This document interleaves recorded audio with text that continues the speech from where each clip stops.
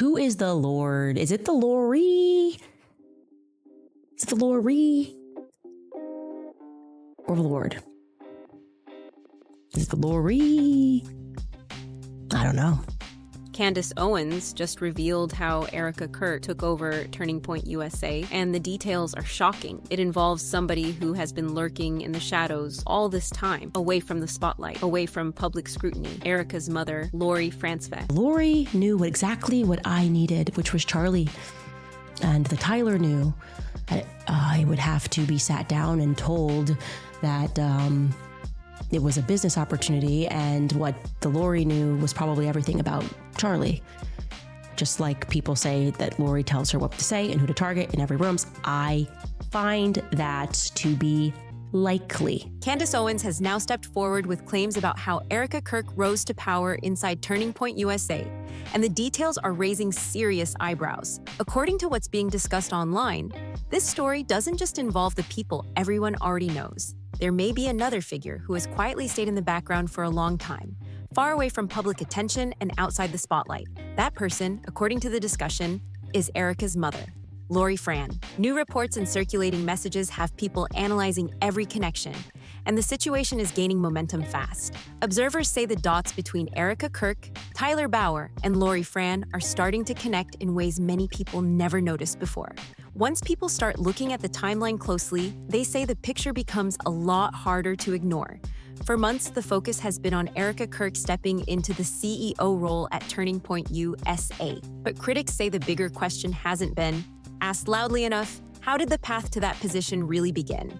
Some reports claim the answer might lead much closer to home than many expected. According to these discussions, Lori Fran may have played a role long before the public ever knew Erika's name. A family friend, he had invited me to the office opening for Turning Point USA, which I know several of you guys are supporters of, so thank you for all of your support for Turning Point USA.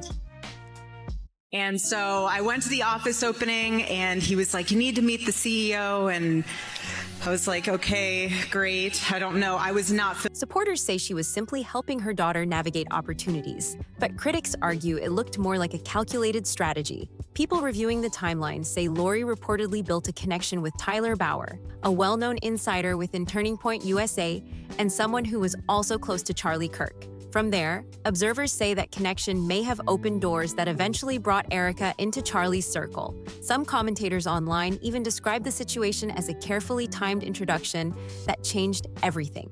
Whether those interpretations are accurate or not, the claims have sparked intense debate as people continue digging into how the relationships between these key figures first came together. But this is where the story becomes even more complicated. People digging into Lori Fran's background say the timeline around her life raises a lot of questions. Just like the discussions surrounding Erika, Lori's past appears filled with unusual details, changing records, and a long list of business entities that many observers are still trying to understand. For starters, even basic personal information about Lori has reportedly appeared under different variations. Some documents list different versions of her name, and online researchers claim certain records show different birth dates depending on which file is reviewed. Those inconsistencies alone have already caught the attention of people closely studying the situation. When people began looking deeper, they also noticed that Lori had been connected to numerous companies and LLCs over the years. Critics say several of those ventures didn't seem to last very long. Others appear difficult to clearly define in terms of what services or products they actually offered. Loretta Abbas, or, Wallstad, Frantzve, Guinta. Something ain't right. Too many LLCs, too many households, always lurking behind her daughter, shady divorce docs, curated content. Even the lawyer on those shady divorce docs, Rebecca Kay, may she rest in peace. But even she was involved with horse racing. Is everybody somehow maybe connected to gambling? I want to know. All I know is that with Mom, the vibes are not vibing for me. Because of that, the growing list of companies has become one of the biggest talking points in this entire debate. And then the story expands even further when people start tracing family connections. Some online discussions claim that members of Lori's extended family were involved in various legal issues decades ago. Reports mention past arrests tied to gambling operations and other activities that made headlines at the time. Whether those older events directly connect to the present situation is still debated, but critics say the history adds another layer that people are now examining closely. Another name that keeps surfacing in these conversations is the Beck family. According to past reporting, that family was once associated with a large financial fraud case involving tens of millions of dollars and serious consequences for many people affected by the situation. Observers reviewing documents say Lori later worked with individuals connected to that family in certain business filings and notary roles related to her companies. Supporters argue those were routine professional interactions, but critics say it raises even more questions about the broader network surrounding these ventures. Lori's career path itself has also drawn attention. Earlier in life, she reportedly worked as a model before later moving into the technology and business world. Over time, several companies appeared under her name or involvement, including businesses with names linked to technology or consulting fields. However, some researchers say it remains difficult to determine exactly what many of those companies specialized in. One pattern that keeps coming up in discussions seems to be the case that fraud surrounds Lori Franzfey, Wallstead, whatever her name is. Fraud just seems to surround her, from her parents to her grandparents to the person that's doing her documents. It's just always around her, to her very many businesses, and nobody knows what they do. She just can't seem to get away with it. And do you know what's crazy to me? That despite her obviously being very much aware of who the Erpenbecks were, a case which included attempts of is the sheer number of LLCs that appeared over the years. In financial and legal circles, large clusters of corporate entities can sometimes raise questions because they can make transactions and ownership structures more complicated to track. Investigators often look at those patterns carefully when reviewing financial records, which is why critics say the subject has drawn attention again. And now, according to online commentary, some people believe those same patterns are resurfacing around Turning Point USA. The conversation doesn't stop with Lori either. Tyler Bauer, the person many say helped introduce Erika and Charlie years ago, has also become part of the discussion. Records show Bauer previously faced serious legal issues that were later resolved through a presidential pardon. Because of that history, critics say his role in connecting these key figures has become another piece of the puzzle people are examining, according to individuals claiming insider knowledge. Concerns about financial irregularities may have surfaced internally before Charlie's passing. Some reports even claim questions were raised about missing funds connected to a branch of the organization involved in political activity. Those claims have not been officially confirmed, but they continue to circulate online as people analyze the timeline. Sources discussing the situation say Charlie may have wanted a closer look at the organization's financial structure through an internal audit because certain numbers reportedly didn't seem to align. Observers now say those tensions may have led to disagreements behind the scenes during the final period before everything changed. Boyer, probably the same. I know that he recently required a literal federal pardon from the President of the United States for fraud. He was credibly accused of 9 felonies related to trying to subvert the election, including fraud, forgery, and conspiracy. He's still facing state charges. Some commentators even speculate that personal conflict may have grown from those concerns, with reports suggesting there was a heated argument shortly before events took a dramatic turn.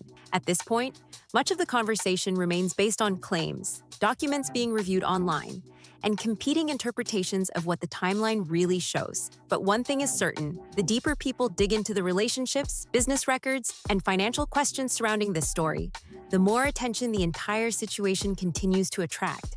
But before Charlie could fully examine those concerns, everything suddenly changed. Now Candace Owens has stepped into the conversation, and she isn't quietly hinting at questions. She's openly revisiting the timeline and raising issues that many observers say they had wondered about ever since Erika Kirk unexpectedly stepped into leadership at Turning Point USA.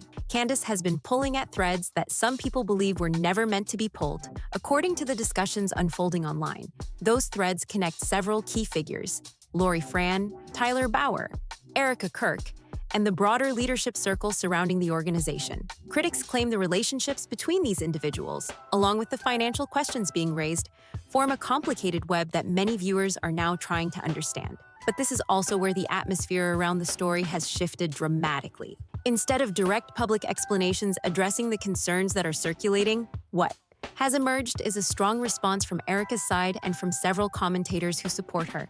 Some voices have pushed back hard against Candace's series, arguing that it unfairly targets Erika during an already difficult situation. Commentators, including Ben Shapiro and Dan Bongino, that is Candace Owens.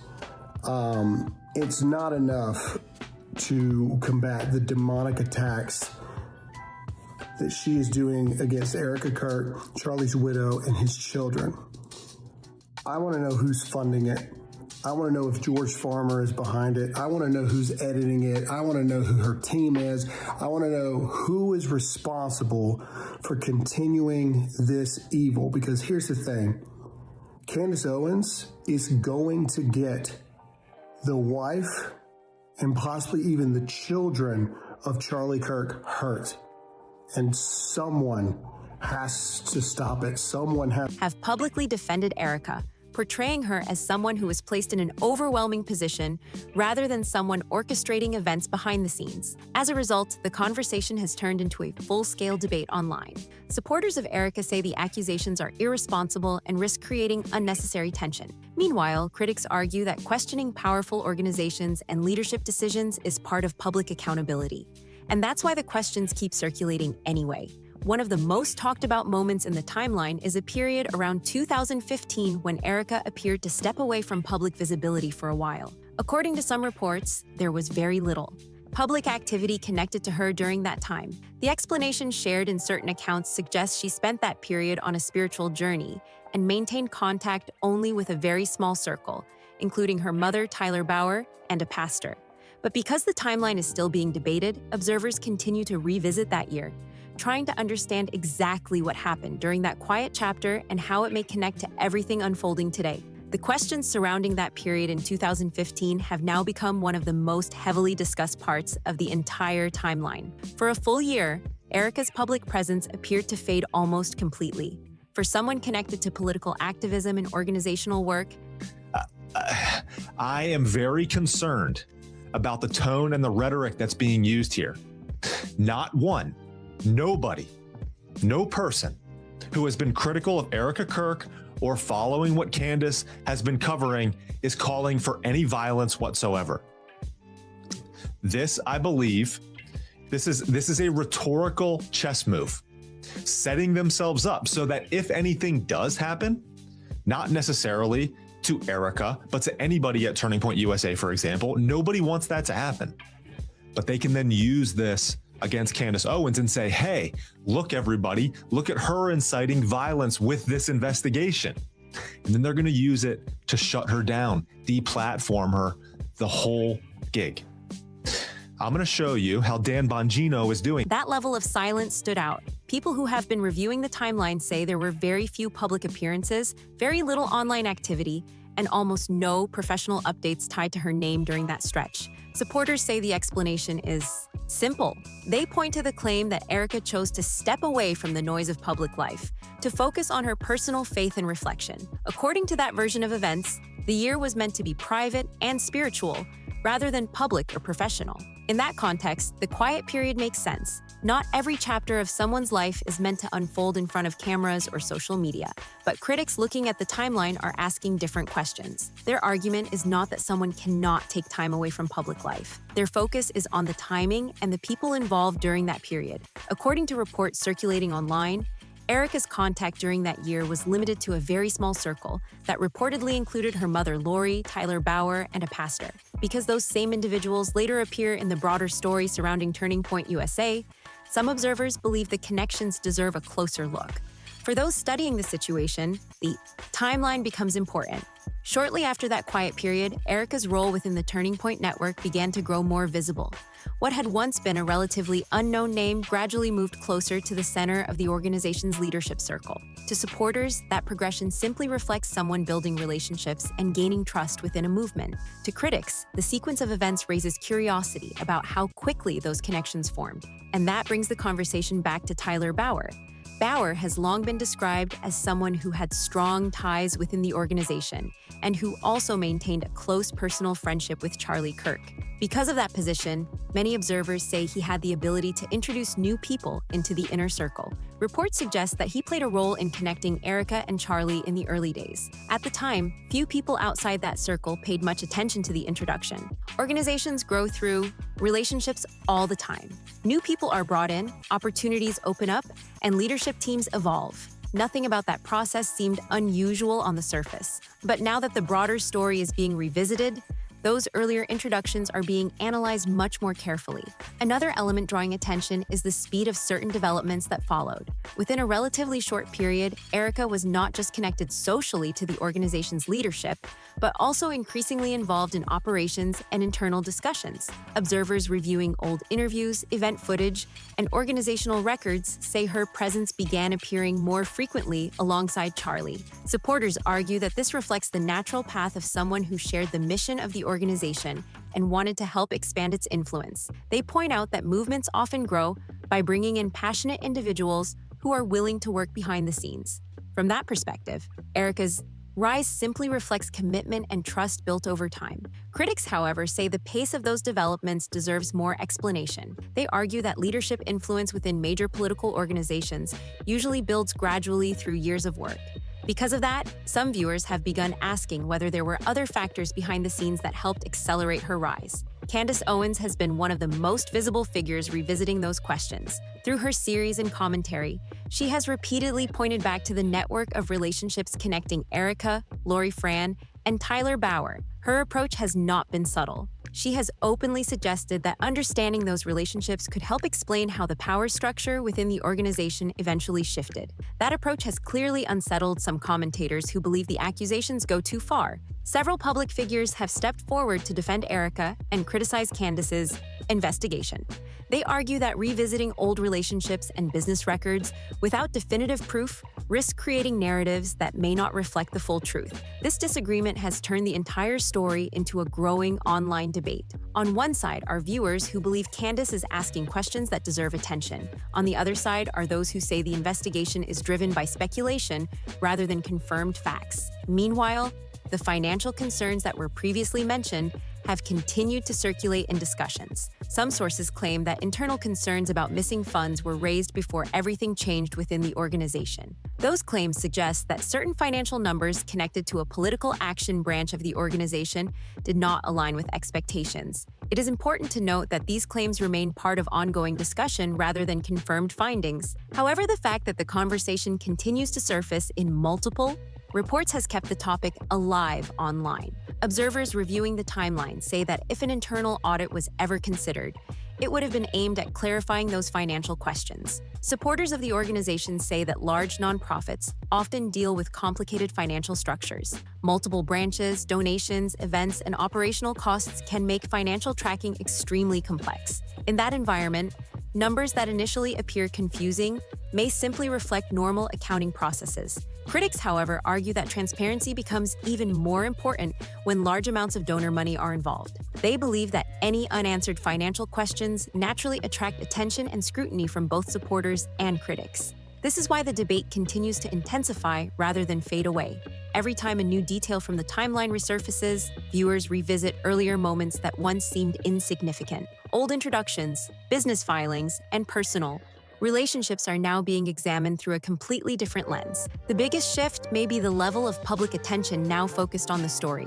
What once existed mainly in smaller online discussions has now moved into mainstream commentary. Major personalities are weighing in, supporters are defending their positions, and critics are pushing for deeper explanations. And through all of it, the central question remains the same. How did the network of relationships surrounding Erika, Lori, and Tyler shape the leadership structure that eventually emerged inside Turning Point USA? Some believe the answer is simple and reflects ordinary personal connections that evolved over time. Others believe the timeline reveals something far more strategic operating quietly behind the scenes. As more people revisit documents, interviews, and public records connected to the story, the debate is likely to continue growing. Every timeline detail, every introduction, and every financial question adds another piece to a puzzle that many viewers are still trying to fully understand. For now, the situation remains a mixture of competing interpretations, unanswered questions, and intense public interest. And as long as those questions remain unresolved, The conversation surrounding this story shows no sign of slowing down. The unanswered questions are what continue to keep this entire situation alive in the public conversation. If that quiet period really meant nothing unusual, then why does it still stand out so strongly? When people revisit the timeline today, some observers believe the explanation could be completely simple. They argue that sometimes a person just chooses to step away from the public eye for personal or spiritual reasons, and not every chapter of someone's life needs to be explained in detail to the public. From that perspective, the gap may simply represent a private period that was never meant to be examined so closely, but others see it very differently. When people who later become connected to powerful organizations appear to have missing pieces in their public timeline, curiosity naturally grows. It's not necessarily about assuming the worst. It's about trying to understand how certain events line up. When the timeline contains spaces that are difficult to explain, the public tends to fill those spaces with questions. And right now, a lot of people are asking those questions. That curiosity has only grown stronger because of how many of the same names continue appearing throughout the broader story. When observers zoom out and look at the full picture, they notice something interesting. The same individuals keep surfacing at key moments in the timeline. Lori Fran, Tyler Bauer, Erika Kirk, and the leadership structure surrounding Turning Point USA. Whether those connections are meaningful or simply coincidental is exactly what people are trying to figure out. Some commentators say that repeating names in a timeline doesn't necessarily mean anything suspicious. After all, organizations are built through networks of relationships. People introduce colleagues to each other. Friendships develop and opportunities follow. That's how many professional environments work. Supporters of Erika often argue that this situation is no different. From their perspective, the entire narrative being pushed online exaggerates ordinary relationships and turns them into something they're not. But critics believe the pattern deserves closer attention. Their argument is that when the same individuals appear again and again in discussions about introductions, influence, and leadership changes, it becomes harder to dismiss those connections entirely. They say the public is simply trying to understand how certain events unfolded and whether there are pieces of the story that have not yet been fully explained. Another element that keeps fueling the discussion is the network of business entities tied to Lori Fran. Over the years, critics often point to the long list of LLCs connected to her name and argue that the pattern itself raises questions. In the world of business, forming multiple companies is not unusual. Entrepreneurs often launch several ventures over time, and many of them do not last long. That by itself is not evidence of wrongdoing. However, when observers notice a large number of companies appearing and disappearing over the years, some begin wondering what each of those entities was created for. Were they legitimate startups that simply did not succeed? Were they consulting companies that operated quietly behind the scenes? Or were they part of a more complex financial structure that outsiders simply do not understand? These are the kinds of questions that keep circulating in discussions online. Supporters of Lori and Erika argue that these interpretations are unfair. They say critics are looking at incomplete records and drawing conclusions without full context. According to them, the presence of multiple LLCs simply reflects normal entrepreneurial activity and does not prove anything unusual. In their view, the controversy has been built on speculation rather than solid evidence, but critics counter that transparency would help settle many of these debates. When financial questions appear around major organizations or public figures, clear explanations can often calm speculation. Without that clarity, people tend to continue searching for answers on their own. That is exactly what seems to be happening here. Then there is the role of Tyler Bauer, another figure whose name repeatedly appears throughout the timeline. Reports suggest that Bauer was the person who initially connected Erika with Charlie Kirk years ago. At the time, that introduction may have seemed like a simple personal connection. People introduce friends and colleagues all the time. In fast-growing organizations, those introductions can quickly lead to new roles and responsibilities. However, because Bauer had strong ties within the organization and also faced serious legal issues in the past that were later resolved through a presidential pardon, critics now see his role in a different light. They argue that when someone with that history is involved in introducing key figures who later rise within an organization, it becomes part of the broader story people want to understand. Supporters again push back strongly on that idea. They say a person's past legal situation that has already been resolved should not be used to create new narratives years later. From their perspective, the focus should remain on confirmed facts rather than revisiting past controversies that have already been addressed legally. This disagreement between supporters and critics is what has turned the situation into such a heated public debate. On one side are people who believe Candace Owens is asking questions that deserve serious attention. On the other side are those who believe her. Investigation relies too heavily on speculation and risks damaging reputations without clear proof. Candace's approach has certainly drawn attention.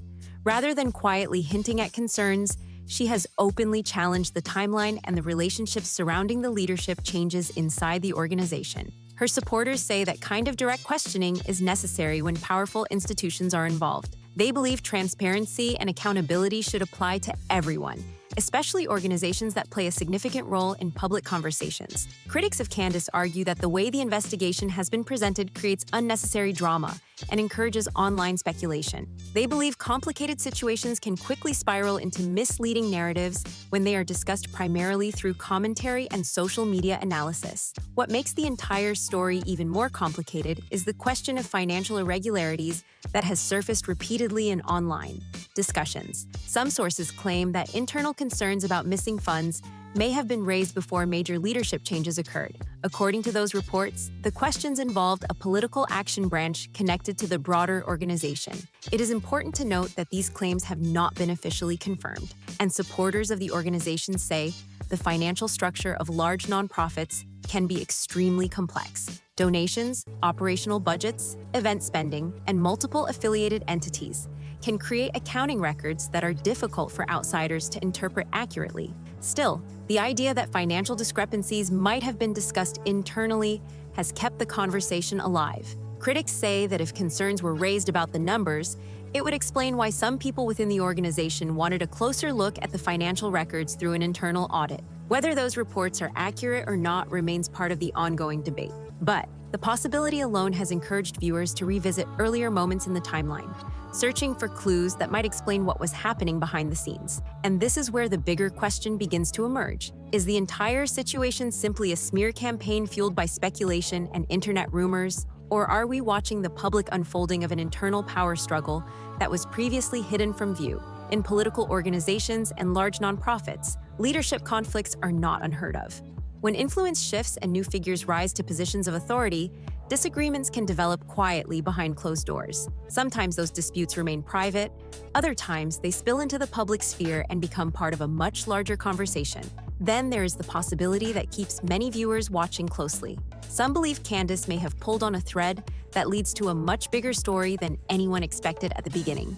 If that is the case, the relationships, business records, and financial questions being discussed today could eventually connect to something far more significant. At this moment, however, the situation remains filled with competing interpretations. Supporters defend the reputations of the people involved and argue that the accusations are unfair. Critics continue digging into documents, interviews, and timelines in search of answers, and the public watches as each new discussion adds another layer to the story. What makes the situation especially fascinating is that many of the central questions are still unresolved. The timeline gaps continue to be debated. The network of relationships surrounding the key figures remains under examination, and the financial questions that surfaced earlier have not completely disappeared from the conversation. Because of that, the story shows no signs of fading away anytime soon. Each new analysis video, discussion thread, or document review brings another wave of attention. People who had never heard of these events before are now discovering the timeline and forming their own opinions about what might have happened. In the end, the truth about this entire situation will likely depend on information that has not yet been fully explained to the public. Until clearer answers emerge, the debate will probably continue growing as more people look into the details for themselves. Now, we want to hear your perspective. After looking at the timeline, the relationships, and the questions being discussed, what do you think is really going on here? Do you believe this is simply speculation that has grown out of control? Or do you think there may still be important parts of the story that have not yet been fully revealed? Drop your thoughts down in the comments and join the conversation. And if you found this deep dive helpful, don't forget to hit the like button, subscribe for more breakdowns like this, and share the video with anyone else following the story. There is always another twist around the corner, so stay tuned and we'll see you in the next one.